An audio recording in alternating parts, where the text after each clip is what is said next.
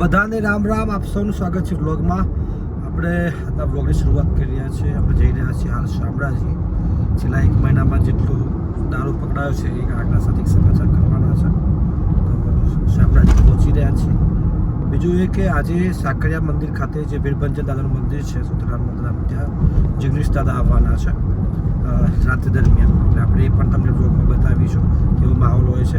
આજનો જે વ્લોગ છે એટલે કે તમારા માટે ગઈકાલનો વ્લોગ એ જરૂરથી જોજો. એમાં સુંદરકાંડના કેટલાક અંશો આપણે લીધા છે, મંદિરનો માહોલ, દિવ્યતાનો અનુભવ, આ બધું જોજો તમે બધા. જો આપણે હાલ નીકળી ગયા છે, ટોલ પ્લાઝા ક્રોસ કરી રહ્યા છે અત્યારે. તો હવે અત્યારે કેટલા વાગ્યા છે ખબર છે? અત્યારે વાગ્યા છે 9, સવા 9 થયા છે.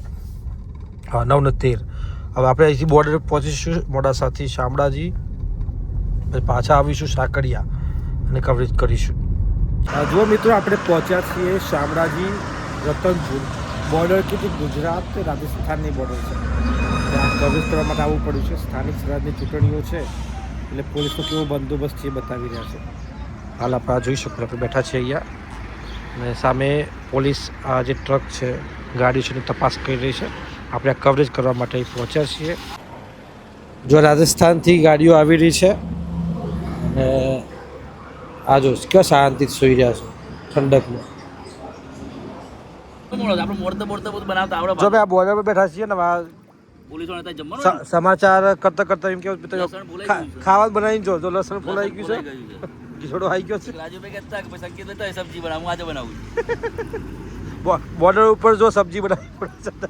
પોલીસે ખવડાવવું પણ આખો તને બચાવ મહેનત કર્યું 15-20 લોકો. સાચી.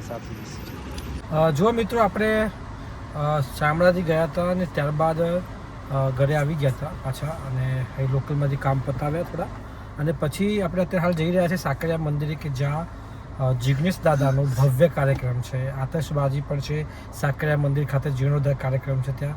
તો બાળકો સાથે, પરિવાર સાથે ત્યાં પહોંચી રહ્યા છે. ત્યાં કેવો માહોલ છે તમને બતાવવાના છે, તો જરૂરથી જોડાયેલા જો વ્લોગમાં.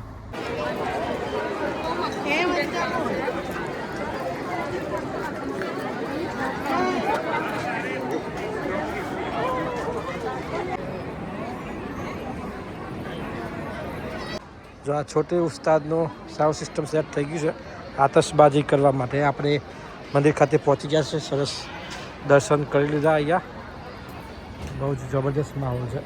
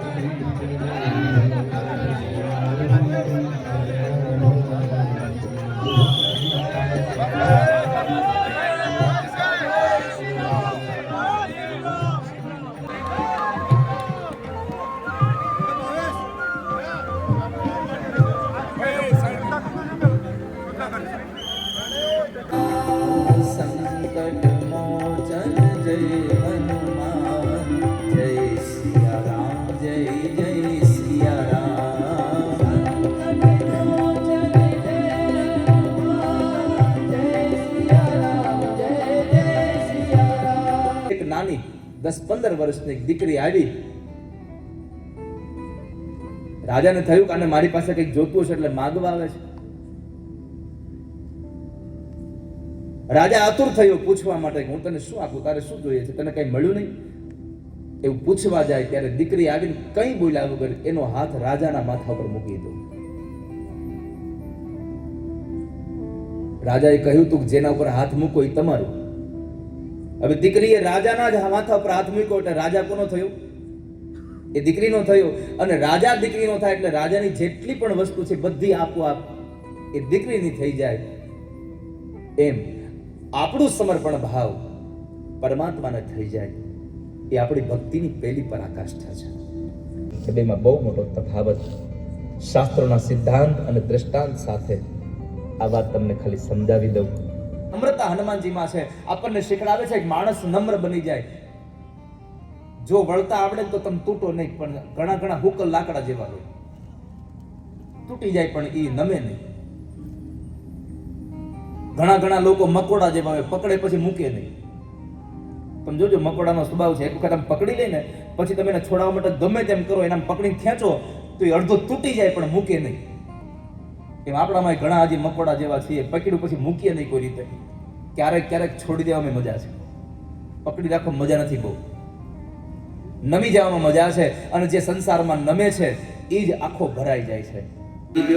મારા રામની રે બીજી તાળી ન હોય જો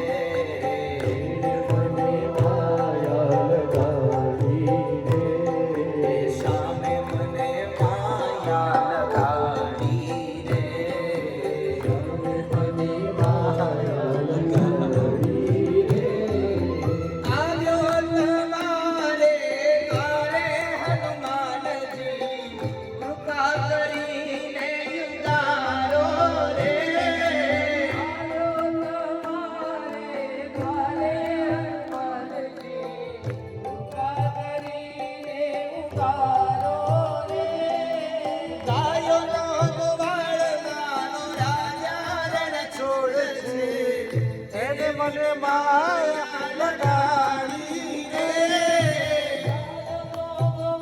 મારો રાજા રણ છોડશે તેને મને માયા લગાડી રે દ્વારિકાનો નાથ મારો રાજા રણ છોડશે